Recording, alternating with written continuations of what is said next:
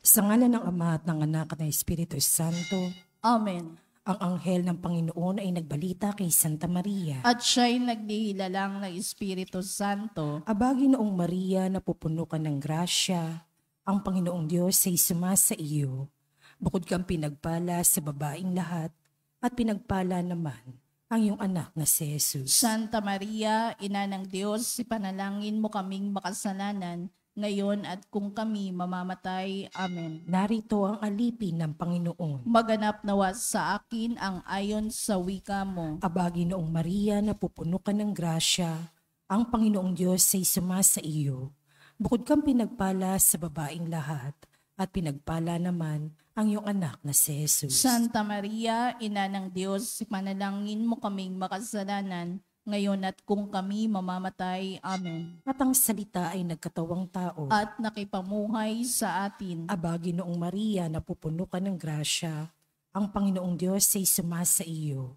Bukod kang pinagpala sa babaing lahat, at pinagpala naman ang iyong anak na si Jesus. Santa Maria, Ina ng Diyos, ipanalangin mo kaming makasalanan, ngayon at kung kami mamamatay. Amen. Ipanalangin mo kami, O Santa na Ina ng Diyos. Nang kami maging dapat makinabang sa mga pangako ni Kristo. Manalangin tayo. Panginoon naming Diyos, kasihan mo nawa ang aming mga kaluluwa sa iyong mahal na grasya, at yayamang dahilan sa pamamalitan ng anghel ay nakilala namin ang pagkakatawan tao na Jesucristong anak mo. Pakundangan sa mahal na pasakit at pagkamatay niya sa krus. Papakinabangan mo kami ng kanyang pagkabuhay na maguli sa kadakilaan sa langit sa pamamagitan ni Jesucristong aming Panginoon. Amen. Luwalhati sa Ama at sa Anak at sa Espiritu Santo. Kapara ng unang-una, ngayon at kailanman, magpas sa walang hanggan. Amen. Sa ngalan ng Ama at ng Anak at ng Espiritu Santo. Amen.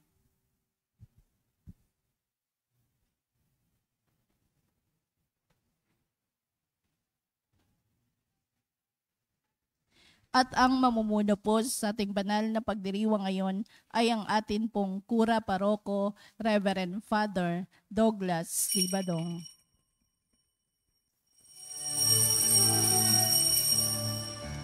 Purihin ng Panginoon, umawit ng kagalakan, at tutugin ang gitara, at ang kaayayang lira.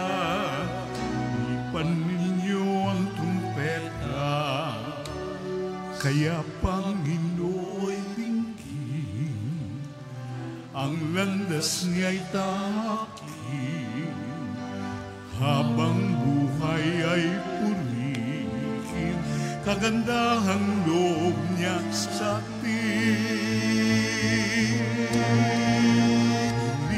Ng Panginoon, umawit ng kagalakan, at tutugin ang gitara, at ang kaaya-ayang lira.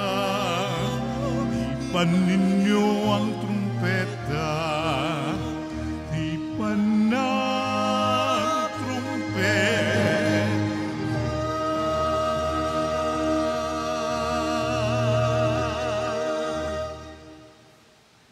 Sa ngalan ng Ama at ng Anak at ng Espiritu Santo. Amen. Ang pagpapala ng ating Panginoong Hesus Kristo, ang pag-ibig ng Diyos Ama, at ang pakikipagkaisa ng Espiritu Santo naway sumainyong lahat. At sumaiyo rin. Mga kapatid, tinipon tayo bilang mga kaanib na angkan ng Diyos, kaya dumulog tayo sa maawaing Panginoong nagpapatawad ng lubos. Sinugong tagapagpagaling sa mga nagsisisi, Panginoon, kaawaan mo kami. Panginoon, kaawaan mo kami. Dumating na tagapag-anyayang mga makasalanay magsisi, Kristo, kaawaan mo kami. Kristo, kaawaan mo kami. Nakaluklok ka sa kanan ng Diyos Ama para ipamagitan kami. Panginoon, kaawaan mo kami. Panginoon, kaawaan mo kami. Kaawaan tayo na makapangyarihang Diyos, patawarin tayo sa ating mga kasalanan at patnubayan tayo sa buhay na walang hanggan. Amen. Manalangin tayo. Ama naming makapangyarihan, maisaloob nawa naming palagian ang mga galing sa Espiritu ng Kabanalan upang sa salita at gawa ay aming magampanan ang lahat ng iyong mga kinalulugdan sa pamamagitan ni Jesucristo kasama ng Espiritu Santo magpasawalang hanggan. Amen. Umupo ang lahat.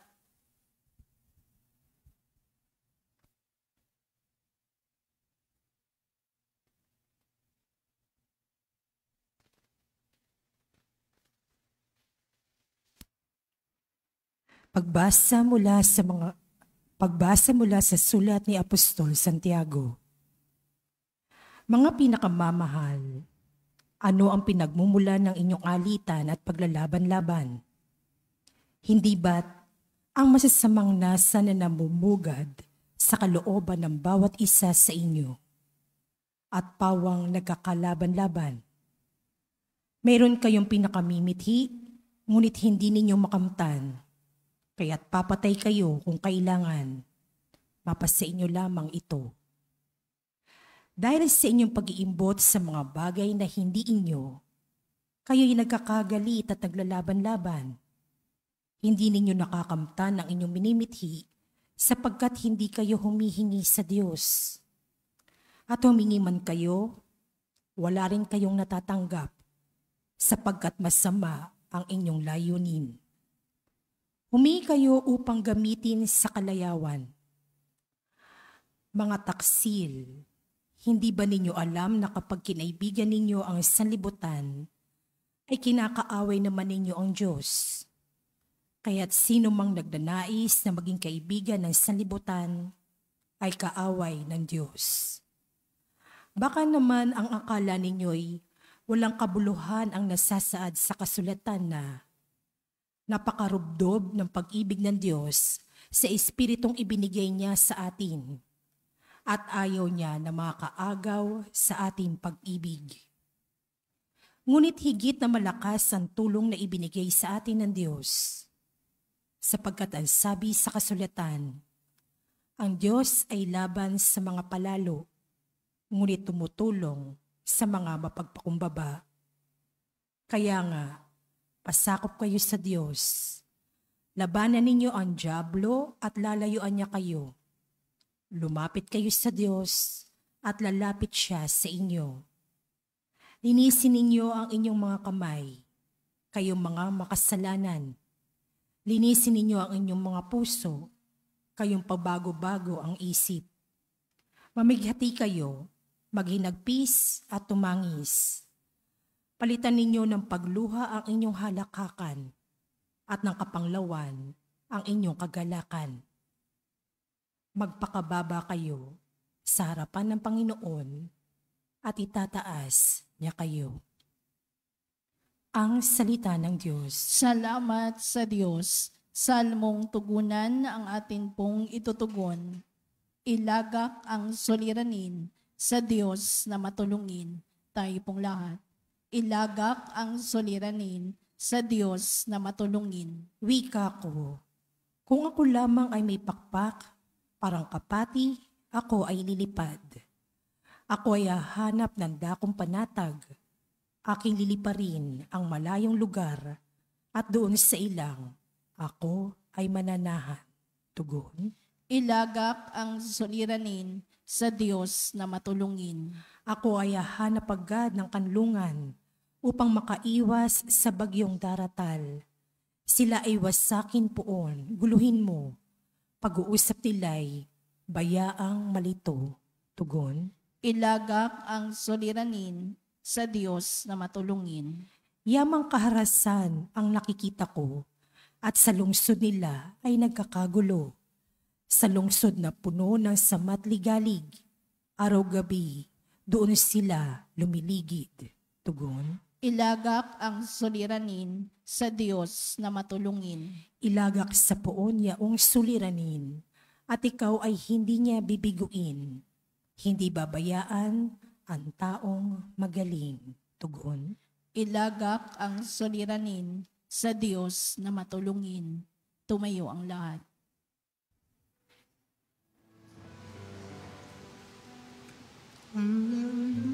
Hallelujah, hallelujah, kami ay gawing daan ng iyong pag-ibig, kapayapaan at katarungan.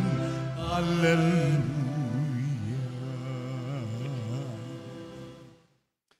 Sumainyo ang Panginoon. At sumaiyo rin. Ang mabuting balita ng Panginoon ayon kay San Marcos. Papuri sa iyo, Panginoon. Noong panahong iyon, sina Jesus at ang kanyang mga alagad ay nagdaan ng Galilea. Ayaw ni Jesus na malaman ito ng mga tao sapagkat tinuturuan niya ang kanyang mga alagad. Sinabi niya, ang anak ng tao ay ipagkakanulo at papatayin, ngunit muling mabubuhay sa ikatlong araw. Hindi nila naunawaan ang sinabi niya, ngunit natatakot naman silang magtanong sa kanya. At dumating sila sa Capernaum. Nang sila'y nasa bahay na, tinanong ni Jesus ang kanyang mga alagad, ano bang pinagtatalunan ninyo sa daan? Hindi sila kumibo sapagkat ang pinagtatalunan nila'y kung sino sa kanila ang pinakadakila. Naupo si Jesus, tinawag ang 12 at sinabi, ang sinumang nagnanais maging una ay dapat maging huli sa lahat at maging lingkod ng lahat. Tinawag niya ang isang maliit na bata at pinatayo sa harapan nila. Pagkatapos kinalong niya ito at sinabi, ang sinumang tumanggap sa isang maliit na batang tulad nito, alang-alang sa akin, ay tumatanggap sa akin. At sinumang tumanggap sa akin, hindi ako ang kanyang tinatanggap, kundi ang nagsugo sa akin. Ang mabuting balita ng Panginoon. Pinupuri ka namin, Panginoong Jesucristo. Isang magandang umaga po sa inyong lahat.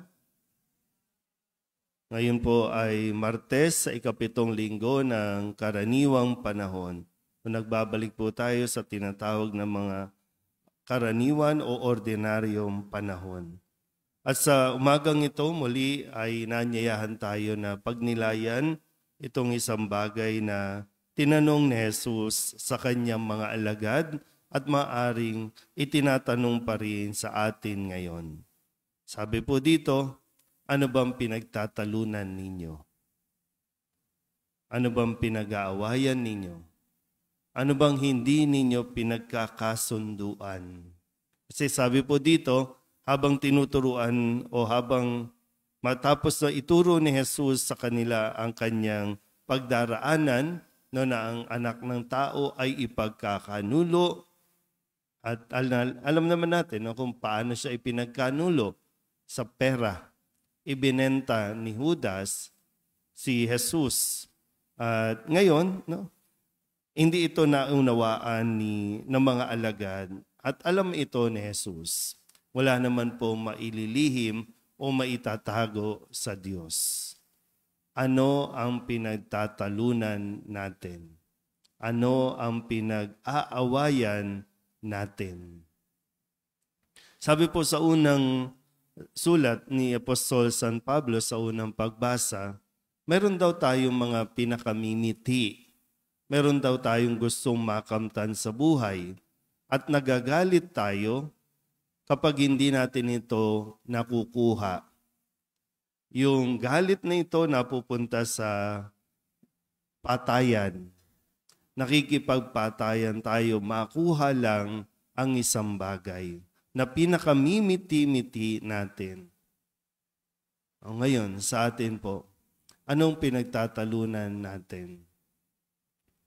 Sa inyo, anong pinag-aawayan ninyo? Kapiranggot na lupa, mana, pera, minsan kahit sa opisina, sa mga trabaho, napapagalingan.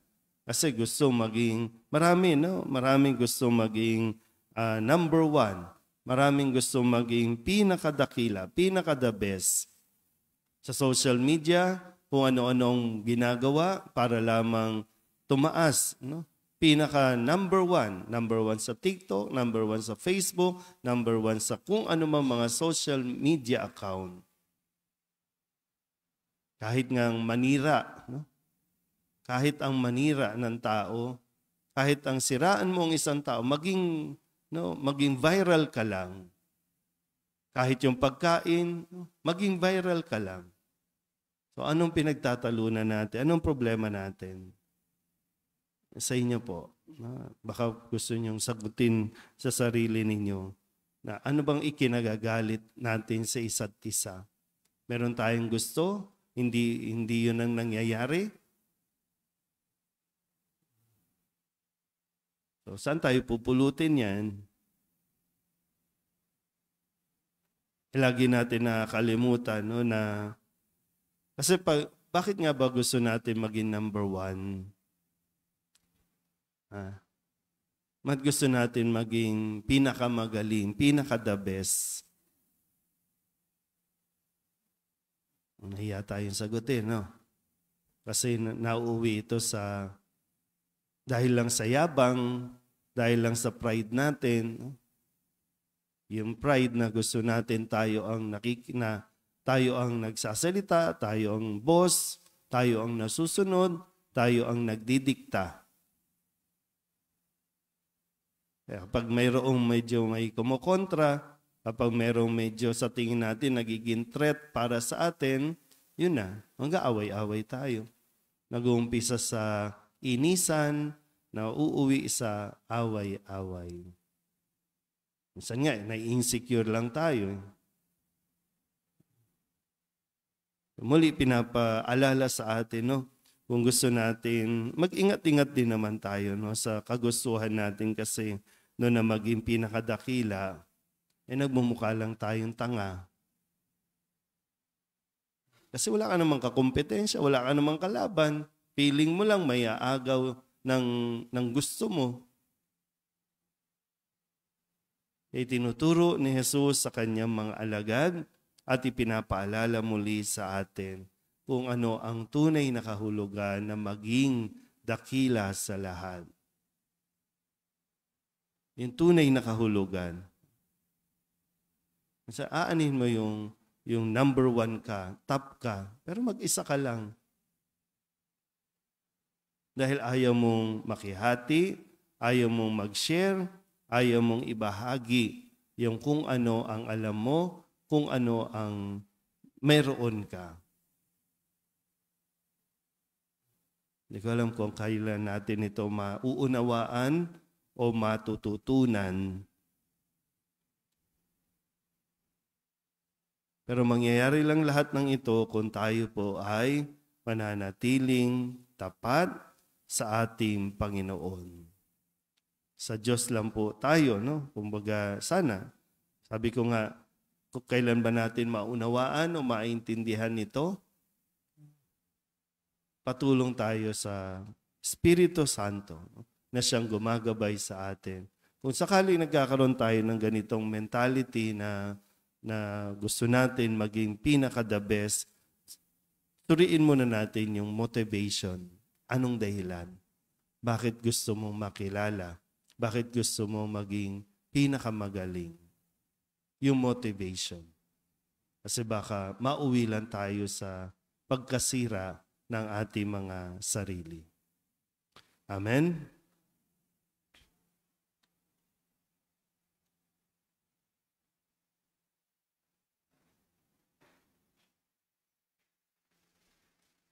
Ating dasalin ngayon ang Oratio Imperata. Sabay-sabay po, Ama naming mapagmahal, na lumikha ng sangkalupaan at sanlibutan, at ng mga kahangahangang kalikasan, na dinadaluyan ng buhay ng iyong mga nilikha.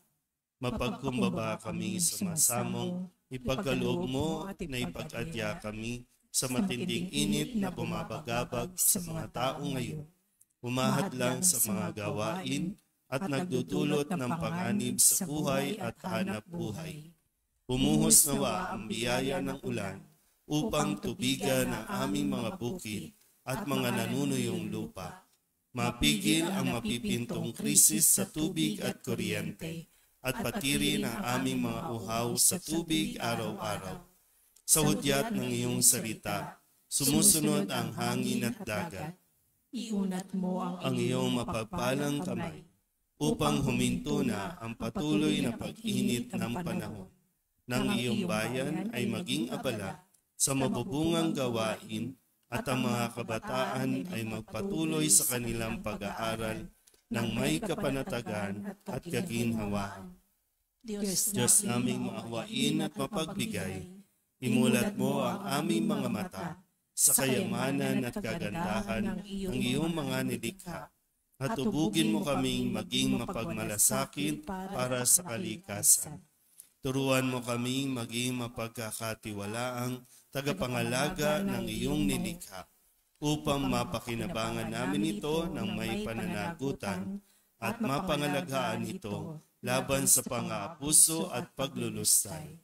Ngayong panahon ng krisis, mahal naming Panginoon, himukin mo kaming lalo pang magbahagi, maglingkod at magmahal.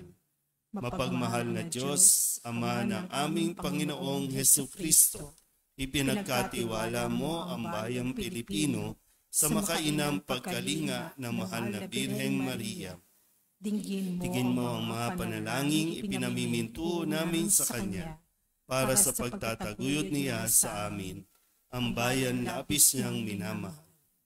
Hinihiling namin ito sa pamamagitan ng aming Panginoong Hesukristo na nabubuhay at nagahari kasama mo at ng Espiritu Santo magpasawalang hanggan. Amen. Mahal na Birhen ng Guadalupe, Ipanalangin mo kami. Santa Rosa ng Lima, Ipanalangin mo kami. San Lorenzo Ruiz, Ipanalangin mo kami. San Pedro Calungsod. Ipanalangin mo kami. Umupo ang lahat.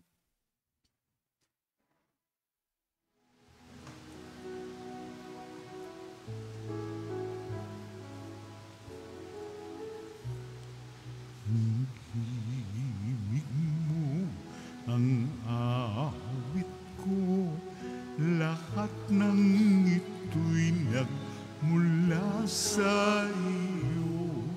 Muling ihando sa iyo, buong puso kong inaalay sa iyo. O Panginoon, lahat ay biyayang aming inampun, aming buhay at kakayahan. Ito'y para lamang sa iyong kalwalhatian.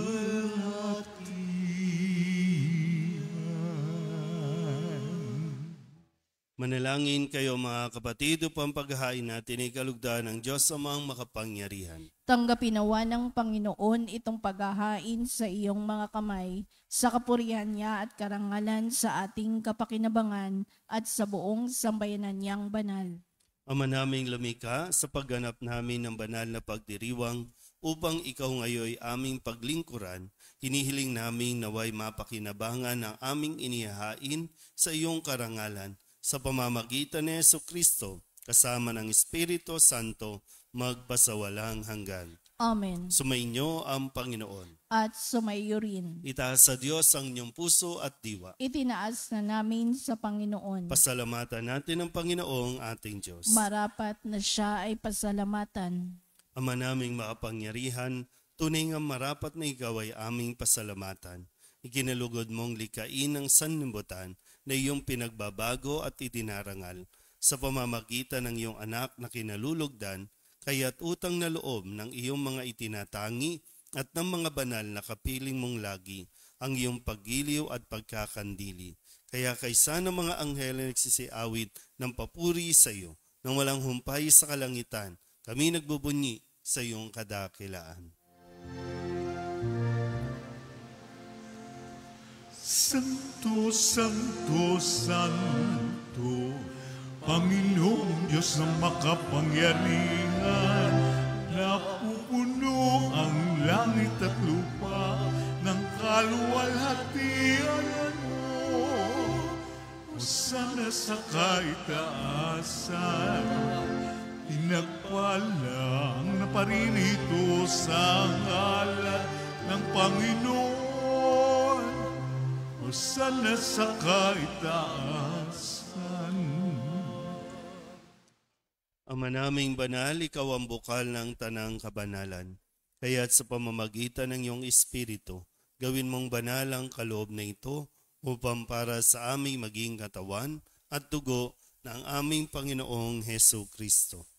Bago niya pinagtiis ang kusang loob na maging handog, inawakan niya ang tinapay, pinasalamatan kaniya, pinaghati-hati niya iyon, iniabot sa kanyang mga alagad at sinabi, tanggapin ninyong lahat ito at kanin, ito ang aking katawan na ihahandog para sa inyo.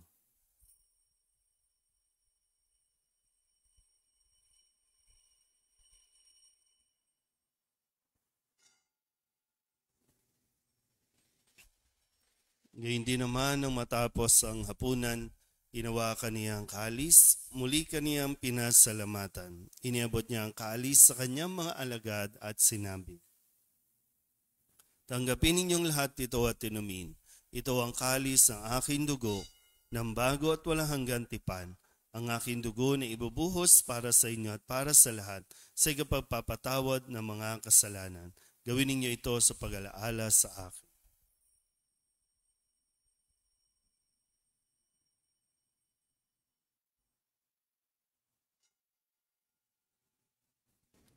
Ipagbunyi natin ang misteryo ng pananampalataya. Si Kristo'y namatay, si Kristo'y nabuhay, si Kristo'y babalik sa wakas ng panahon.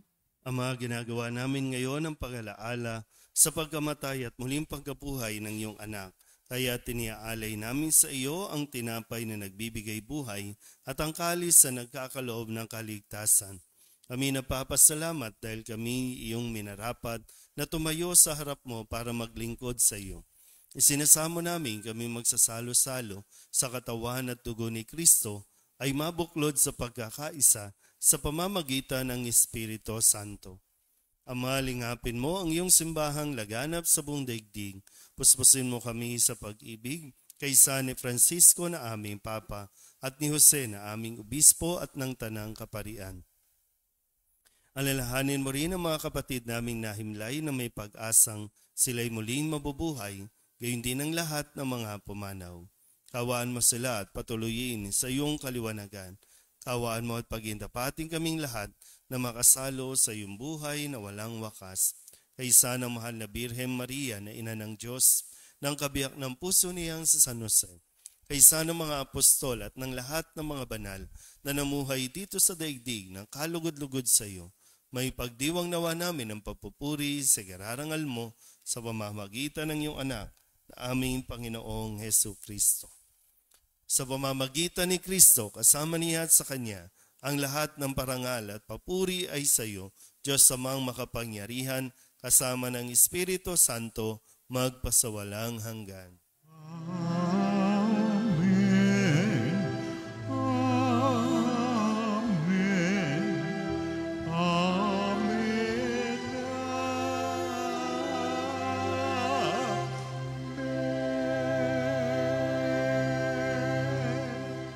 Sa tagubili ng manakagagaling na utos at turo ni Jesus sa Panginoon natin at Diyos, ipahayag natin ang lakas loob.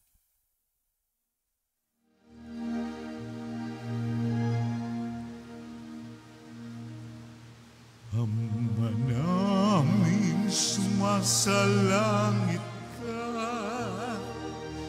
sambahin ang ngalan mo.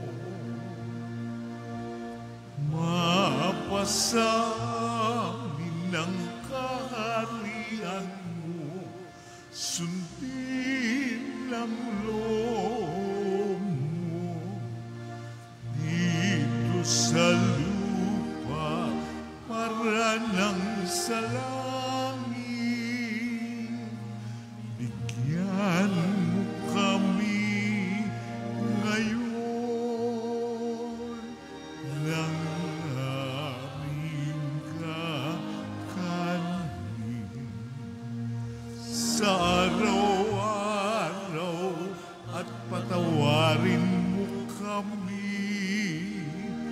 sa aming mga sala para na pagpapatawad namin sa nagkakasala sa amin. At huwag mo kaming ipahintulot sa tukso at iadya mo kami sa lahat ng masama. Hinihiling namin kami iadya sa lahat ng masama, pagkalooban ng kapayapaan araw-araw, iligtas sa kasalanan at ilayo sa lahat ng kapahamakan, samantalang aming pinananabikan ang dakilang araw ng pagpapahayag ng tagapagligtas namin sa Jesucristo. Sapagkat iyo ang kaharian at ang kapangyarihan at ang kapurihan magpakailanman. Amen. Panginoong Jesucristo, sinabi mo sa iyong mga apostol, kapayapaan ang iniiwan ko sa inyo, aking kapayapaan ang binibigay ko sa inyo. Tunghayan mo ang aming pananampalataya at huwag ang aming mga pagkakasala. Pagkalooban mo kami ng kapayapaan at pagkakaisa ayon sa iyong kalooban, kasama ng Espiritu Santo, magpasawalang hanggan. Amen. Ang kapayapaan ng Panginoon ay laging sumainyo. At sumaiyo rin. Magbigayan po tayo ng kapayapaan sa isa't isa.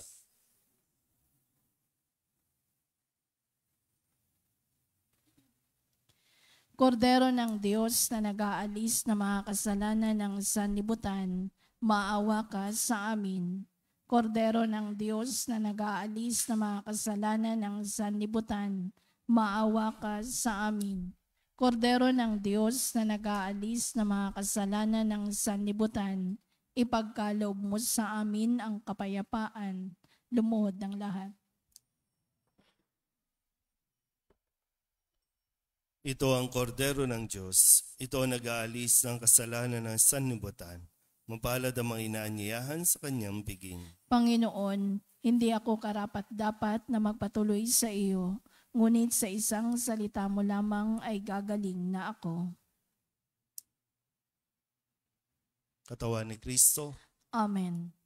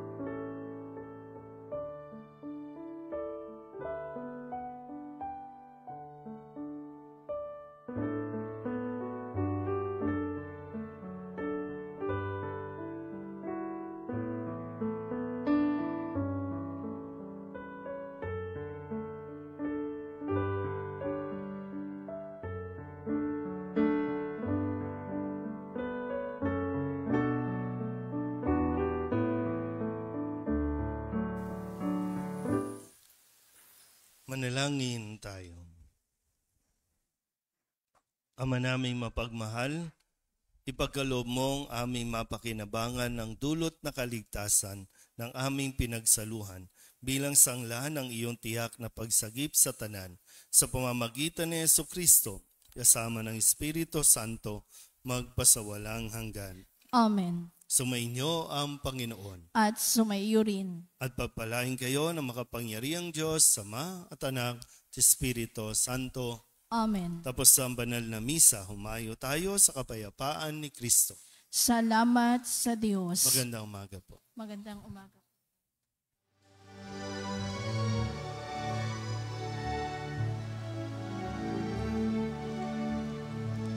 Walang sinuman ang nabubuhay para sa sarili lamang. Walang sinuman ang namamatay para sa sarili.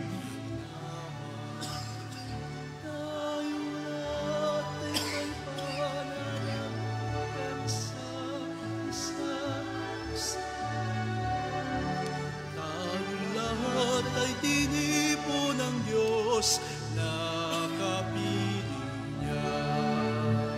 Sa ating pagmamahalan at paglilingkod sa kanino man, tayo ay nagdadala ng balita ng kaligtasan. Tayong lahat ay may pananagutan sa isa't isa. Tayong lahat ay